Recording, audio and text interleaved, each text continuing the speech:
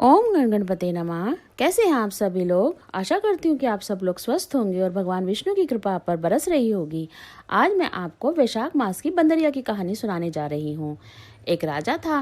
वह वैशाख मास में प्रतिदिन ब्रह्म मुहूर्त में उठकर गंगा जी में स्नान करता था। राजा का आदेश था कि मुझसे पहले गंगा जी में कोई भी स्नान नहीं करेगा। राजा जब गंगा जी में स्नान करने के लिए जाते तो उन्हें प्रतिदिन शांत जल के स्थान पर हिलता हुआ हलचल युक्त जल दिखाई देता। तो राजा को संदेह हो गया कि निश्चय ही मुझसे पहले कोई प्रतिदिन गंगा जी में स्नान करता है। अतः राजा ने नदी के तट पर पहरेदार बिठा दिए।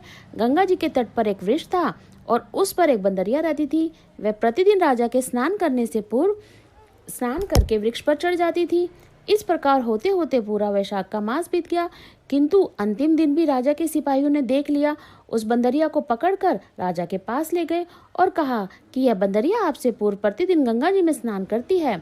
उधर राजा की प्रतिज्ञा थी कि यदि कोई भी स्त्री मुझसे पूर्व स्नान करती होगी तो मैं उससे विवाह कर लूंगा। इसलिए राजा को बंदरिया के साथ विवाह करना पड़ा। वैशाख स्नान के पुण्य से बंदरी के घर में गर्भ ठहर गया और 9 मास पूर्ण होने पर बंदरिया ने राजा से पूछा कि शिशु जन्म के समय मुझे क्या करना चाहिए। तब राजा ने महल में घंटी लगवा दी और बंदरिया से कहा, जब तुम्हें दर्द हो तो उसे बजा देना, मैं संपूर्ण प्रबंध कर दूंगा। राजा की अन्य रानियां भी थी, उनकी कोई संतान नहीं थी। बंदरिया को गर्भ है यह समाचार जानकर अन्य रानियां मनी मन बंदरिया से जलने लगी तो भावी संतान का नाश करने हेतु विभिन्न योजनाएं बनाने लगी। घंटी लगी देखकर एक रानी ने बंदरिया से इसका कारण पूछा तो बंदरिया ने संपूर्ण वृतांत बता दिया। रानी ने बहकाया कि एक बार घंटी तो बजाकर देख लो कि राजा जी आते हैं या नहीं। बंदरिया ने घंटी बजाई तो राजा दौड़े दौड़े महल में आ गए और घंटी बजाने का कारण पूछा। इस पर बंदरिया ने उत्तर दिया कि मैंने तो रानी के कहने पर घंटी बजाई थी। तब रानियों ने राजा से कहा कि यह तो पशु है, ना जाने कितनी बार घंटी बजाएगी। इस प्रकार कहकर उन्होंने घंटी हटवा दी। कुछ दिनों बाद बंदरिया के शिशु जन्म का समय आया तो अन्य रानियों से पूछा कि मैं क्या करूं। तब रानी ने कहा कि तुम आंखों पर पट्टी बांधकर सो जाओ। बंदरिया ने वैशाख में स्नान किया था, उसके पुण्य प्रताप के रूप में एक सुंदर पुत्र का जन्म हुआ। शिशु के जन्म होते ही उसके रोने की से पूर्व ही रानियों ने उसे एक टोकरी में रखकर दासी को दे दिया और आदेश दिया कि इसे नदी में बहाकर ले जाओ और उस शिशु के स्थान पर एक पत्थर रख दिया और राजा को भी कहलवा दिया कि बंदरिया ने एक पत्थर को जन्म दिया है। राजा ने सुना तो उसने भी संतोष कर लिया। जब दूसरी रानियों की संतान नहीं थी तो यह बंदरिया है, इसकी संतान क्या होगी। उधर दासी ने उस सुंदर शिशु को देखकर नदी में ना बहाकर कुम्हार के खदड़ में रख दिया।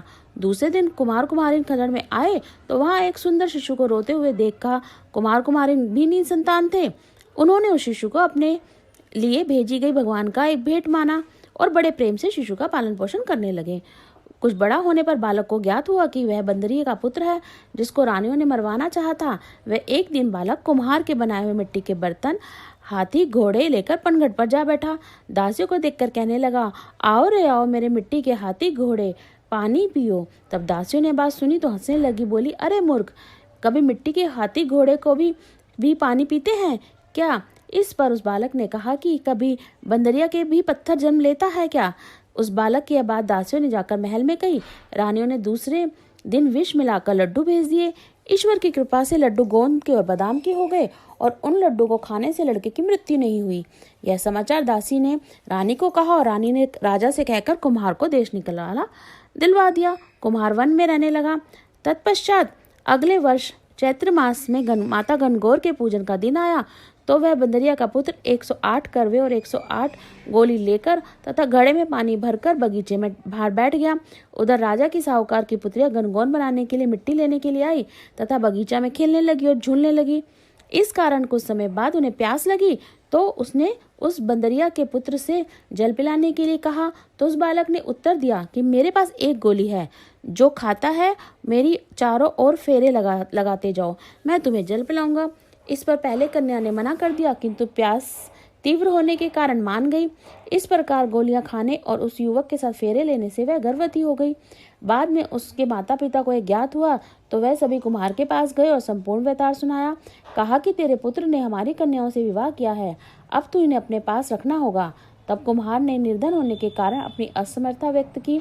2 कन्याओं के माता पिता ने बहुत सारा धन देकर अपनी कन्याओं को कुम्हार के साथ विदा कर दिया और कुम्हार के घर 108 बहुएं आ गई और कालांतर में उनमें से 108 पोते भी हो गए।